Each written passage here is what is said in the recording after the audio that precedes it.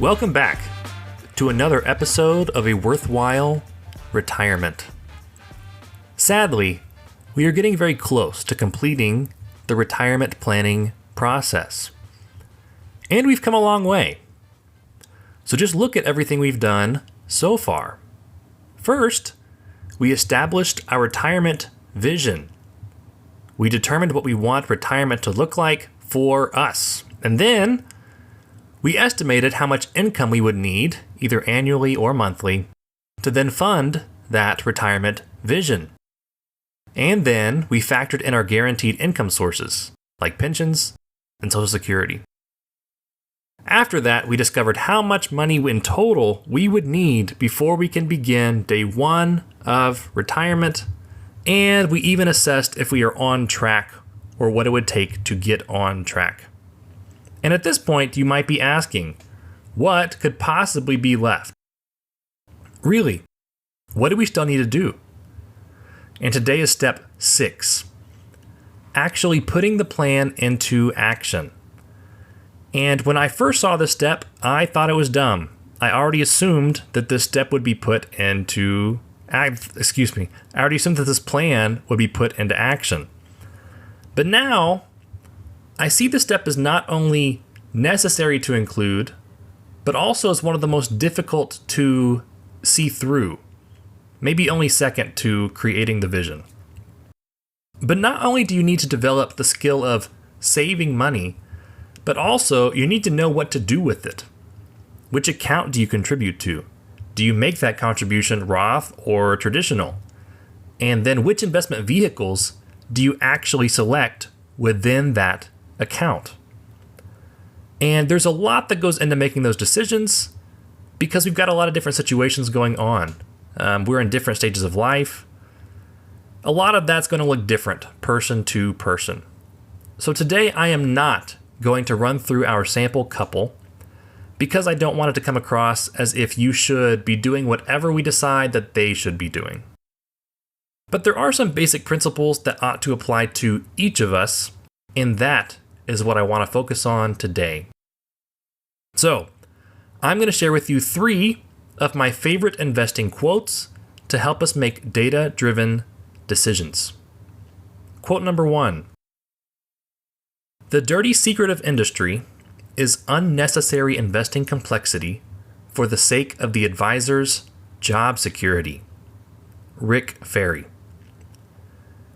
Those of you who have heard that name probably associate him with the founder of Vanguard himself, Jack Bogle, or the Bogleheads, where Rick has done a lot of work in that space.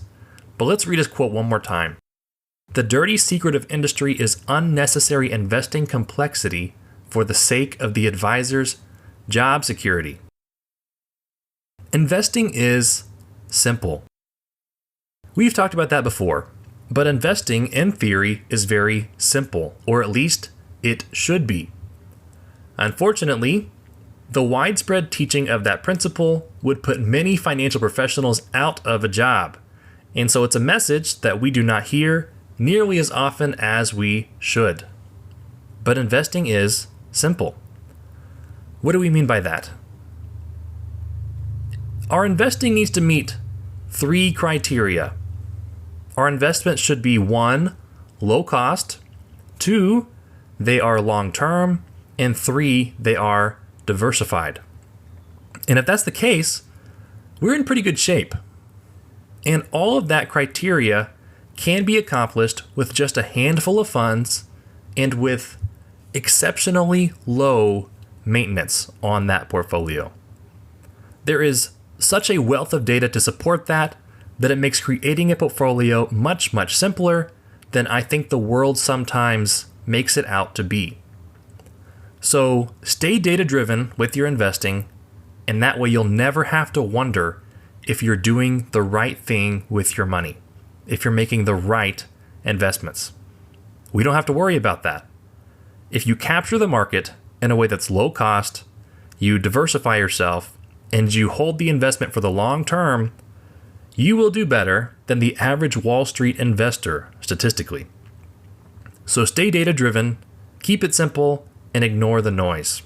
Because again, The dirty secret of industry is unnecessary investing complexity for the sake of the advisor's job security. Our second quote is from Barry Ritholtz. If you know that name, he wears many hats.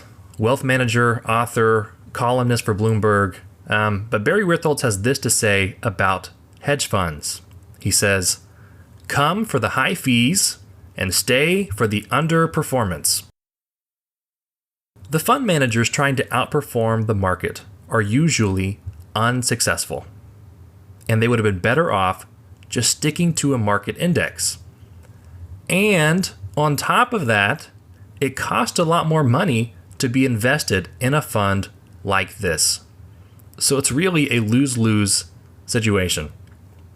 So the next time somebody tries to tell you they have the secret and they're going to crush standard market returns, just know that the odds are stacked against the professionals to such a degree that 95% of large cap fund managers underperform the S&P over the last 20 years. So again, investing should be low cost, long term, and diversified. And quote number 3, brought to you by Cliff Asness. And no offense to Cliff, but when I actually first saw this quote, I had not heard of him before, had to look up who he was. And he's actually a doctor of finance, published all over the place, won all sorts of awards. But here is Cliff's reminder to us. There is no strategy so good that a high fee can't make it bad. There's no strategy so good that a high fee cannot make it bad. So we invest to make money. And when fees are charged to our accounts, that has a detrimental effect on what we're trying to do. Not that all fees are bad, but we do need to know enough to make the decision if the fee is worth the service provided. Unfortunately, it can be very difficult, very confusing to understand exactly how much you are paying out of your investment account. But going back to Cliff's quote, there's no service so good that a high fee can't make that service bad. And usually, because we don't know how much we're paying, we cannot even make an informed decision on if the service we're receiving is good or not. So I beg of you, understand how much you are paying your financial advisor, understand how much each investment costs to hold or to purchase or to sell, because every time I show this to somebody, they are surprised. Most people don't know that they're paying around 2% all in out of their $1 million portfolio. Again, most people don't know that they're paying $20,000 every single year out of their $1 million portfolio, whether the market goes up or it goes down, rain or shine. So please understand what you're paying so that you're able to understand if the service you're receiving is a good service.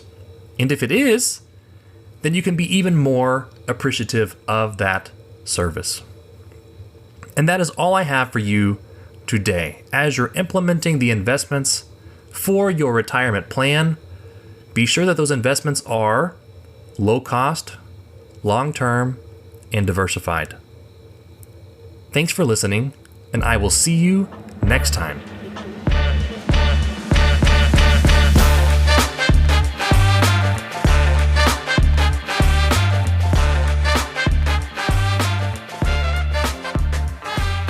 Thank you so much for listening to A Worthwhile Retirement, but please remember, while I am a financial advisor, I am not necessarily your financial advisor.